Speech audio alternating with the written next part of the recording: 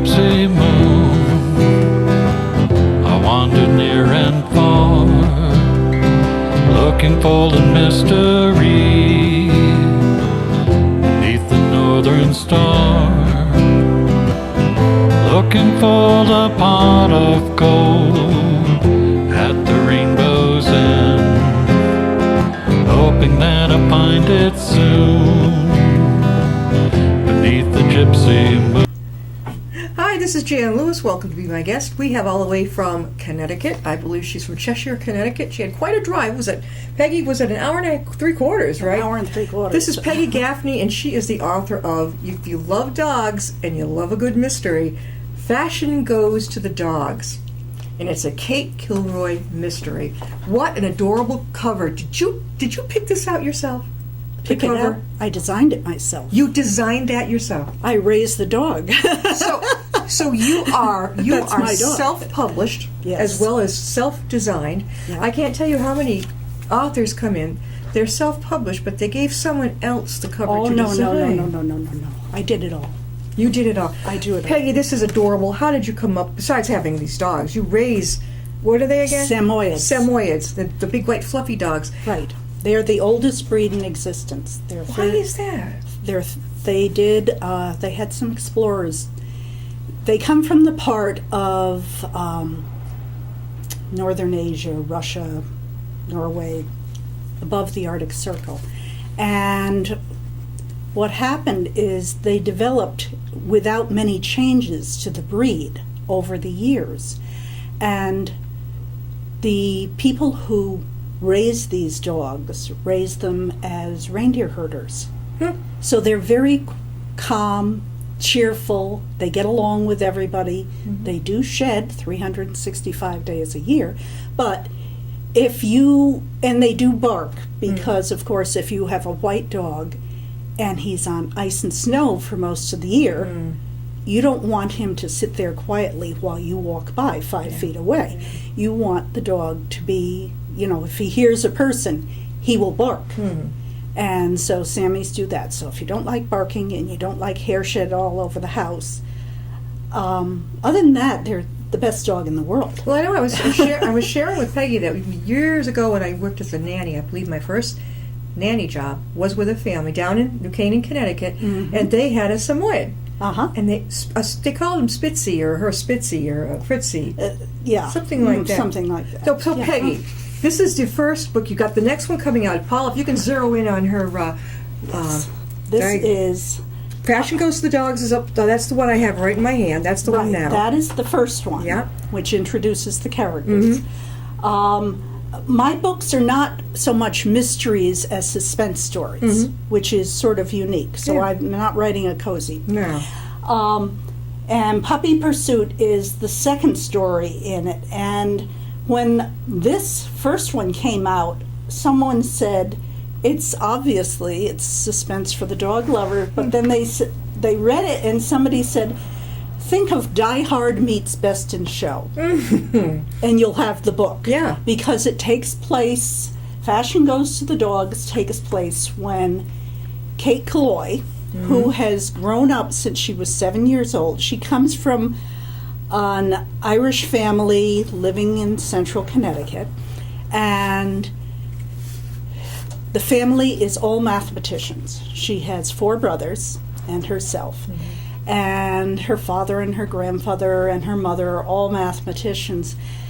But she didn't want to be a mathematician. I don't blame her. So she managed to get a degree in design because she wanted to create, she was artistic and she wanted to create fashions.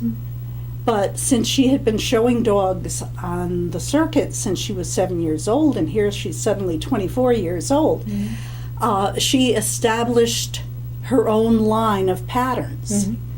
And so my son teases me about this because, of course, I have my own line of patterns for people to knit into sweaters to wear. That's another with thing their we're going to be dogs. showing in a couple minutes. Yeah, that's a whole new But so my life is the books, but it's not my life. Yeah. It's you take things you have encountered in life and say, how could I turn this into an adventure, into something that people would enjoy reading. Mm-hmm. Well, this is unique Yeah. because I think I saw it advertised in one of the. You were spoken somewhere. Somewhere I found this. I've been all over the place. Maybe it was at American Library Association. Okay. I've been. Are you in a group? Writers? Sisters in Crime.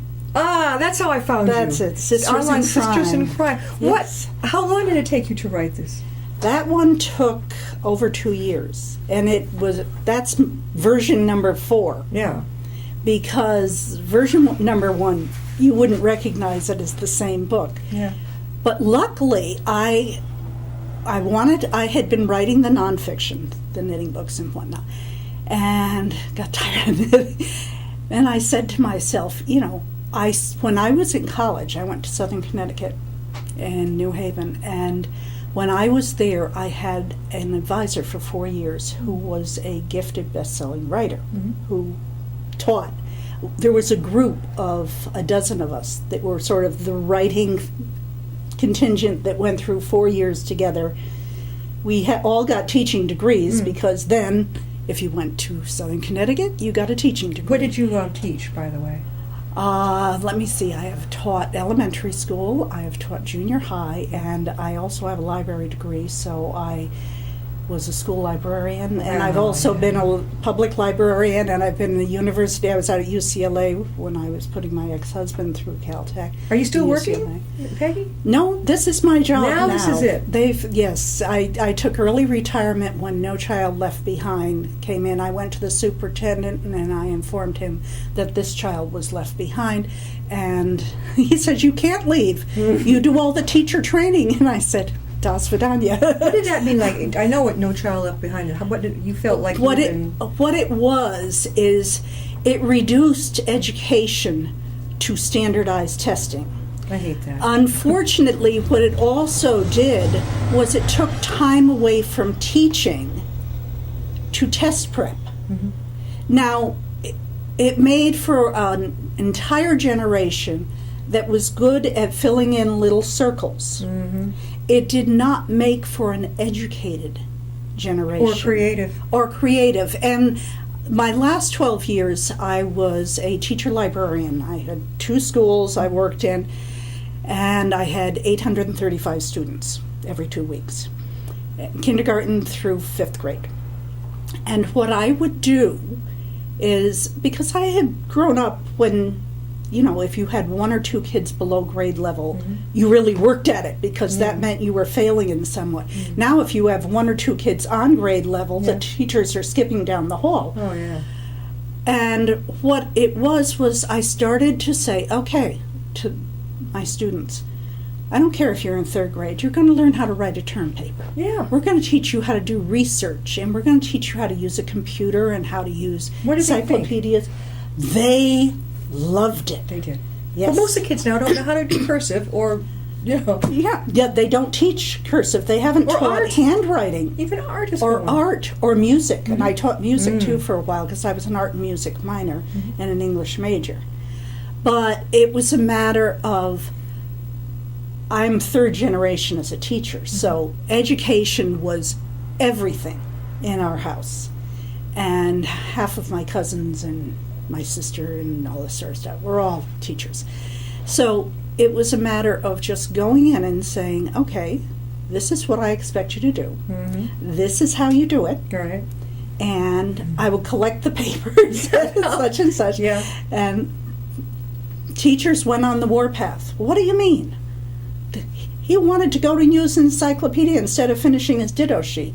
And principal came to me and he said, "You shouldn't be teaching the kids this hard stuff." And I said, "They love it. They're doing it. Nobody challenges them. If you keep shooting for the dumbest kid in the class so that everybody feels good about themselves, pardon me, that is where education went wrong. When it became more important for a student to feel good about himself than to actually achieve. Right. So everybody got a star, which meant that a star meant nothing. And there was no more punishment. And when I first started teaching, 150 years ago, they had just introduced new math. Now, new math meant that you were working in base 8 or base 6 or something like that, so that you would understand the concept of mathematics. And the students started getting it, but some of them were struggling. And New Haven had just redeveloped, the highway came through. They was putting in 95 and 91 and all this. So they tore down the tenements and they built a place with all little daily city type of thing. Yeah. Put up a whole bunch of houses, put a school in the middle with lots of lawn and playgrounds and whatnot, which blew their minds. Sounds like a yuppie development with a school in the middle. Right. It was a yuppie development, except it wasn't even yuppie. It was working class, poor.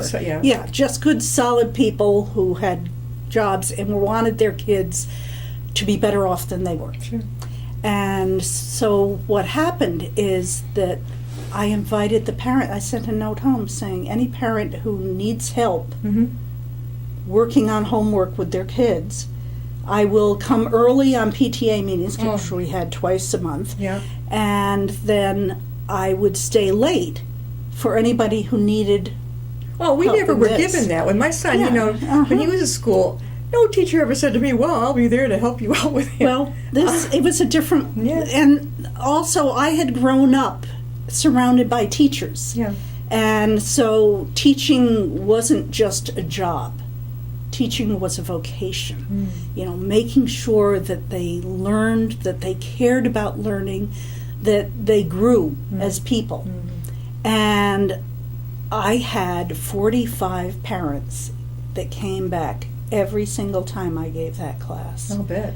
Fathers, Mothers, that didn't matter if they'd been working in a garage or anything all day, they were there. Learning. So that they could, and they would work with their kids on homework. Did it work out? Was it good? It was great. Oh, that's cool. I ended up having kids. I remember one girl that I had, and she came out of that system into the school with straight Fs.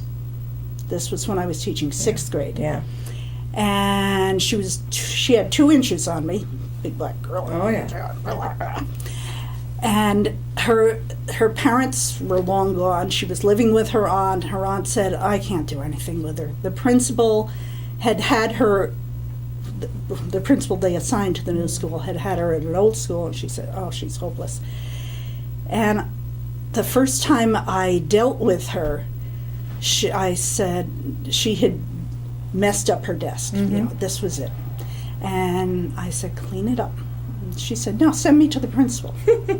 Wise guy. I thought, you figured the system pretty carefully. Got it. She's got it. I mean, she was taught. If I act up, I can go down and I can staple things for the principal, and I don't have to do any learning. And I said, no. I said, pick up your stuff. And I just stopped everything. In front of all the other kids? Oh, yeah. Yeah. And I said, okay, the rest of you, free reading. Get out a novel. Oh, my God. And I just stood there for 40 minutes. And she stood there, and finally she picked up the desk. And I have to figure this was no little girl. She picked up the desk. It was the kind that had the thing that you lift, and so you're talking steel here. Yeah, I know. Picked it up and held it over my head. And she said, I'm going to hit you with it. And I said, no, you're not. You're going to put it down, and you're going to put all your books back in. And then we're going to get to work. And we just stood there. And finally, she put the desk down. She picked up her books. She put them in. And then she sat down. And I said, good. Now, chapter 2, and just went right on with the day. Perfect, yep. And I heard about it later from the principal. She said, why didn't you send her down? That's policy. Too easy. And I said, well, policy has not taught her what she needs to know. And from then on in, was she obedient? Like, what did she do? It wasn't so much obedience. She was starved for education. And that's what did it. And when she left me, she went to the junior high, got into an honors track, and then she was, national merit and all that. I mean, she did beautifully. But the thing is, nobody had ever said, you must There is no option here. Yeah, you have to do it. Yeah. And that's what's wrong with modern education. Well, these MCAS things. Well, we could go along Yeah, forever we could about talk this. for education, All right, but all right. back to books. So now, what's their appetite? You don't have to tell everyone. All right. Fashion goes to the dogs. Tell us Okay. what this is about, basically. All right, Fashion Goes to the Dogs. The story starts when Kate Calloy, who has grown up leading a wonderful life showing dogs. She started when she was 7 years old. Her grandfather had gotten into the breed of Samoyeds, and then her father became enamored, and they had a Samoyed kennel that they built, and it was also a boarding kennel, so, they did both. And they both ran a mathematics cyber security company. So it was all math. That was their main job. This was their vocation. Yeah, right. So she, every weekend, growing up, she had gone and done the dog shows. And so she'd competed against adults, and she was used to being able to deal with adults. What she never learned to do was to deal with her peers. So she didn't go to the prom, she didn't date, she had no boy-girl experience. So what happened, and she's wearing a long braid because her grandfather never wanted her hair to be cut. So here she is, 24 years old. She looks about 12. But she has a cousin who's also mathematical, but she is a supermodel. And so her grandfather dies of cancer. And 3 months later, her father has an aneurysm and drops dead. And so she's totally destroyed. She just freezes up, stays with the dogs. That's it. I'll clean the dog runs. I'll feed the dogs. I'll take care of the dogs. That's it. And she builds this little design business because, of course, she's gone and she's learned design. Well, one day her cousin shows up, kidnaps her, takes her into New York, gets her hair cut, and tells her that afternoon she's signing a contract for her first fashion show in New York City. And she just throws her into the deep end of the pool. Well, what this does is it suddenly turns her into somebody that has to do it. Sort of the way I was with students. There is no... You are her. I am, yes, there's a lot of me in my stories. But she does this, she creates the line of fashions that can be made into ready-to-wear clothes. She goes to New York City, and she's just going to visit people in the city, and somebody tries to kill her. And she goes back to the hotel when this guy picks her up off the sidewalk and takes her back. And it turns out that he is a friend of her kennel manager, who's a retired cop. And so the cop says, either I will be there and guarding you every minute, or you let Harry do it. Because Harry is a former geek for the FBI who has set up his own cybersecurity business in Boston. And so he's a Boston boy. But he also had an interesting upbringing in that the other main character, other than Kate, is her new romantic interest. And Harry, when he was about to enter 4th grade, got discovered, shall we say, by the gifted program. And what they found was he was testing on a high college level. I have a son who has an extremely high IQ, and he had a very difficult time in elementary and high school. He did not find himself until college.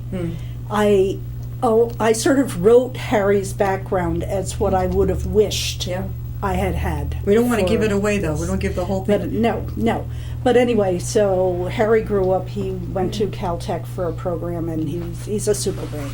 Anyhow, so he comes and he is trying to help her, and they come up with a plan on how he can guard her in New York City. And the plan is to pretend they're engaged. And that's where the story starts getting fun. And we have the fashion show, we have the bad guys, we have the whole world. But if you read this you could have walked it. Because what I did was, after I retired from teaching, actually while I was still planning to retire before they threw in the bonus to get rid of the teachers that wanted out, is I was designing. I have always knit since I was 4 years old. We're going to show some of these before Yes, the end of yeah. the show. Yep. And so I had created Samoyed sweaters to wear in the show ring, because here I started showing Samoyeds. My first Samoyed that I got at age 6 weeks turned out to be an American-Mexican champion. He won the Best in Show at the National Specialty. He won Best in Show at the International. Is that him? No. Okay. But now, if you look inside... Hold this up. This is now the title This of is the first book. It's called The Crafty Samoyed Knits, Knitting Project for Dog Lovers. And You have a bunch of them here. oh yes, I wrote a whole bunch of books. This is my fiction is not my first, No. voyage into. Okay. Let's see. Yeah. All right. Here Oh we yeah, go. you have some instructions Yes. here. Okay. This was my first dog. You're Samoyed. My first Samoyed. His name was Elron Czar of Rivendell. All my dogs, by the way, are named after book characters. Oh. So we Okay. started with Tolkien, of course. Yeah. I'm an Ada. Sure. But when I have a puppy now, because eventually my line petered out until, I didn't have any new. And I went on a search for a puppy, which is the The Puppy Pursuit coming out Puppy soon. Pursuit coming out soon. And the puppy I got from that, Yeah. I named Dylan, Oh. which is Dylan is the dog in this story. Yeah. Now, Yeah. are these patterns for dogs?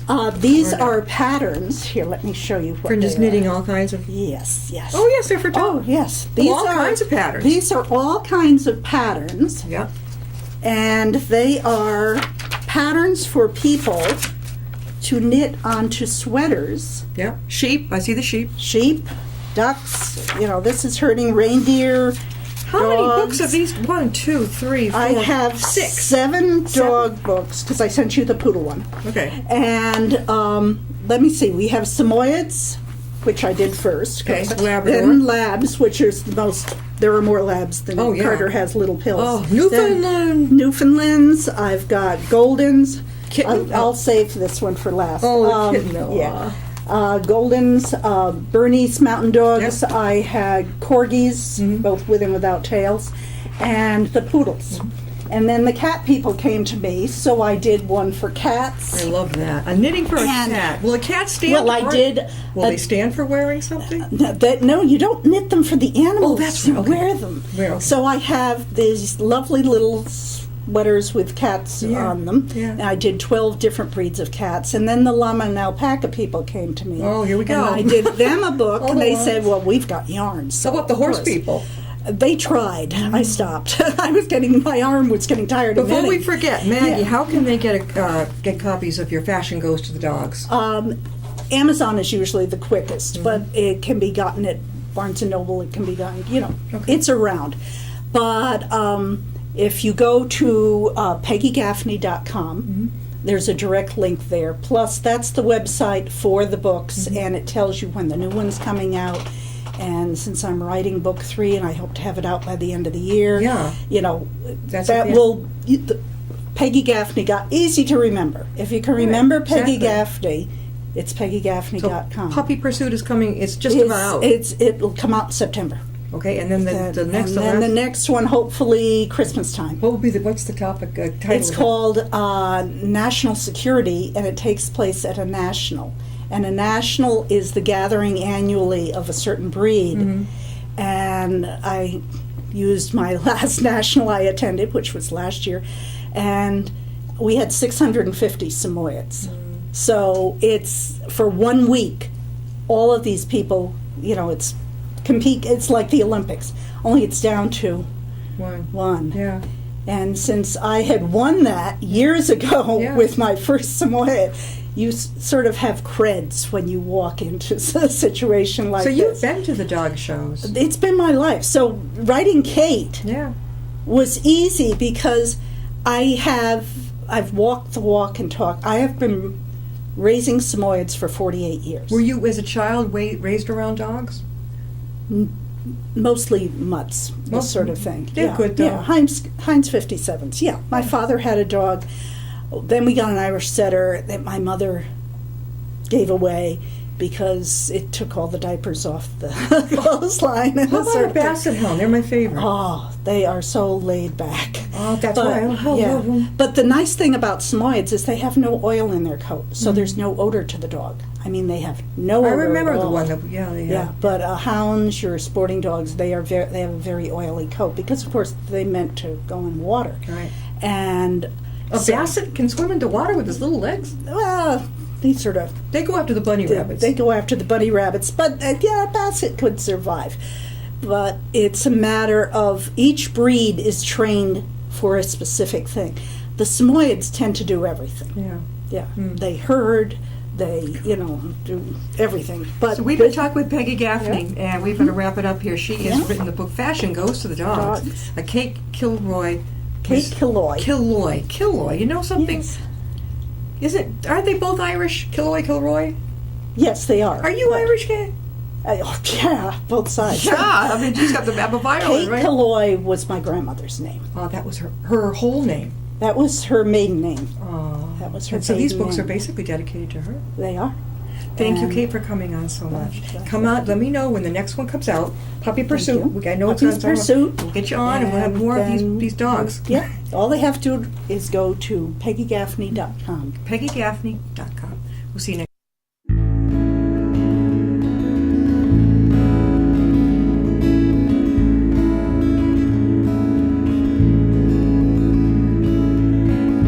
Riding on a shooting star, heading out toward a dream. Tomorrow's even closer than it seems.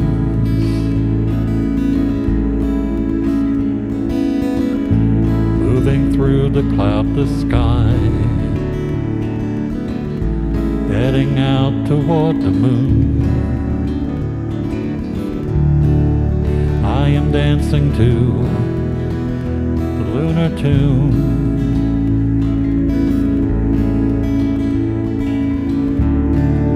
Life goes by so quickly, time just slips away. But tomorrow brings a brighter day.